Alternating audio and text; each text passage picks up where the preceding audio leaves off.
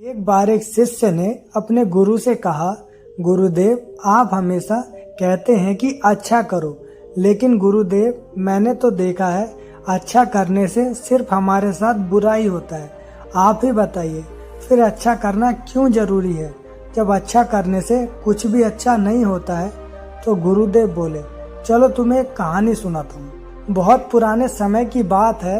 एक महिला जब भी अपने परिवार के लिए रोटी बनाती तो वह एक बड़ी रोटी अलग से बना लेती और उसे अपने घर के बाहर वाली खिड़की पर रख देती, ताकि कोई जरूरतमंद या भूखा व्यक्ति उसे खाकर अपनी भूख शांत कर सके। एक बौद्ध भिक्षु रोज दोपहर को उस घर के बाहर से गुजरता और उस रोटी को खिड़की से उठा लेता और रोटी लेकर ये कहता हुआ आगे बढ़ जाता कि आप जो बुरा करते हैं वो आपके साथ रहता है, आप जो अच्छा करते हैं वो आपके पास वापस आता है। ये सिलसिला काफी लंबे समय तक चलता रहा।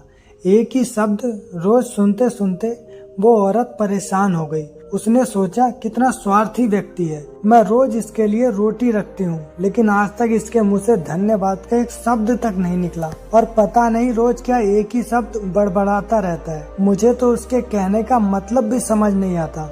उस औरत ने निश्चय कर लिया कि वो उस बौद्ध भिक्षु से पीछा छुड़ाएगी। इसके लिए उसने एक तरकीब सोची। उसने अगले दिन उस बौद्ध भिक्षु की रोटी में जहर मिला दिया।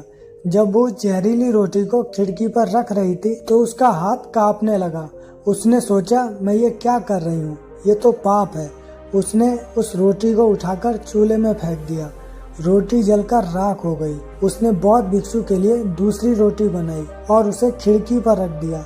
हमेशा की तरह बौद्ध भिक्षु बोले, आप जो अच्छा करते हैं वो आपके पास वापस आता है। महिला के मन में चल रहा युद्ध से अनजान वो बौद्ध भिक्षु अपने रास्ते पर आगे बढ़ गया। हर दिन जब वो महिला खिड़की पर रोटी रखती थी तो अपने बेटे के लिए प्रार्थना करती थी, जो अपने काम की तलाश में दूर के एक नगर में गया हुआ था।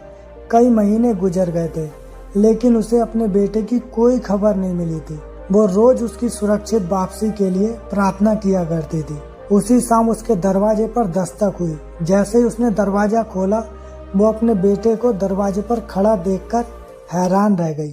वो बहुत ही दुबला पतला हो गया था। उसके कपड़े बुरी तरह से फटे हुए थे। वो भूखा और कमजोर लग रहा था।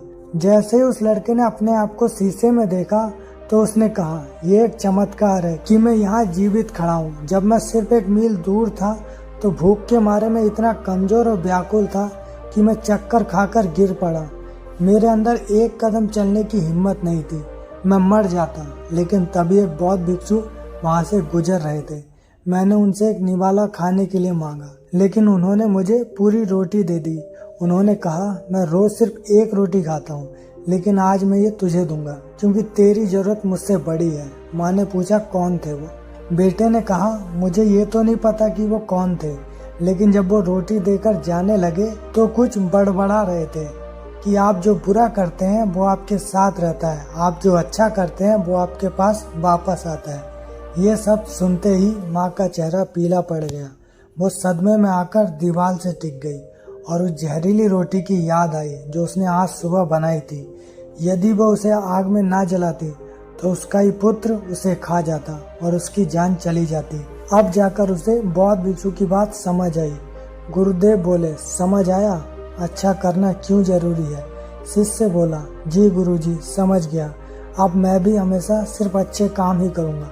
और दोस्तों, आप भी हमेशा अच्छे काम ही करो। वो कहते हैं ना, बुरे काम का बुरा नतीजा। आपको ये कहानी कैसी लगी हमें कमेंट करके जरूर बताएं। धन्यवाद।